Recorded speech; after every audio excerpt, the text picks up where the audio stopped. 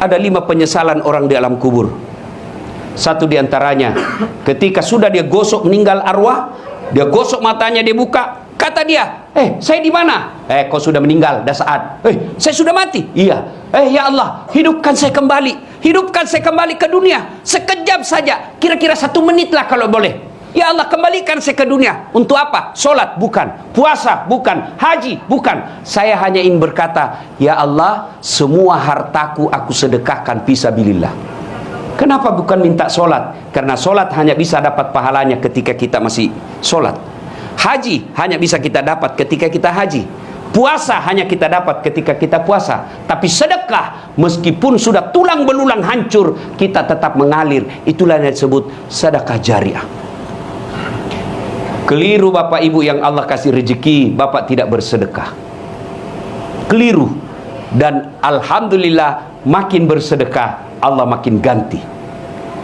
Maka almarhum almarhumah, insya Allah lapang kuburnya karena ada sedekah beliau.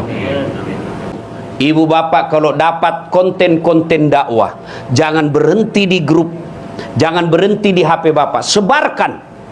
Bapak punya 10 grup WhatsApp, 1 grup 100 orang, kirim, 1000 orang yang terima. Kalau ada yang mengamalkan 5 orang, selama 5 orang itu amalkan, bapak dapat pahala seperti pahalanya penceramah tanpa mengurangi pahala penceramah. Ilmu yang bermanfaat adalah yang bisa menyelamatkan kita di alam kubur. Akan terus mengalir meskipun kita sudah di alam kubur, bahkan sudah habis tulang belulang kita. Anak yang soleh dan soleha, sedekah harta, kemudian ilmu yang bermanfaat. Dan orang yang ada di alam kubur sekarang masih transit, belum sampai surga, termasuk Rasulullah Muhammad SAW. Dan siapa yang paling menderita di alam kubur?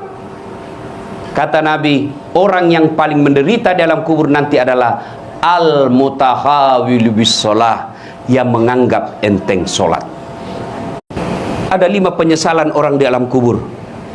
Satu diantaranya, ketika sudah dia gosok meninggal arwah, dia gosok matanya, dia buka, kata dia, saya di mana? Kau sudah meninggal, dah saat.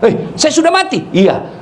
Ya Allah, hidupkan saya kembali. Hidupkan saya kembali ke dunia. Sekejap saja, kira-kira 1 menit lah kalau boleh. Ya Allah, kembalikan saya ke dunia. Untuk apa? Solat? Bukan. Puasa? Bukan. Haji? Bukan. Saya hanya ingin berkata, ya Allah, semua hartaku aku sedekahkan fisabilillah. Kenapa bukan minta solat? Karena solat hanya bisa dapat pahalanya ketika